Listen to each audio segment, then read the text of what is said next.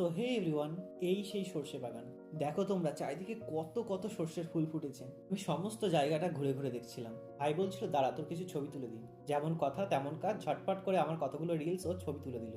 প্রায় অনেকটা সময় কাটানোর পর এবার আমি বেরিয়ে পড়লাম। এমনিতেই অনেক বেলা হয়ে গেছে। এত সুন্দর জায়গা ছেড়ে যেতে কি ইচ্ছা করে, তবুও যেতে হবে বন্ধুরা। যত বেলা করছে তত গরম লাগছে, তাই জ্যাকেটটা খুলে নিলাম। চলো, সামনে কিছু নারকেল গাছ আছে, সেগুলো তোমাদেরকে দেখাই।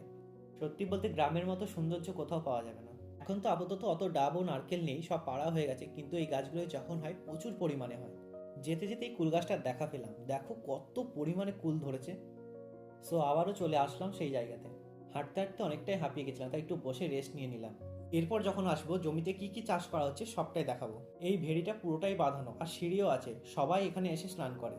বাড়ি তো চলেই যাবো, তাই ভাইকে বলো আমার কটা ছবি তুলে দেয়। এবার বাড়ির দিকে যেতে হবে, তোমাদের কেমন লাগলো অবশ্যই জানিও। বাড়ি এসে দেখি আমাদের কালু এখানে রাস্তায় গড়াগড়ি করছে, ওর সাথে খেলতে হবে। দেখো বন্ধুরা, অদুষ্ট আমি। আজকের মতো এটুকু, দেখা হবে নেক্সট ভিডিও।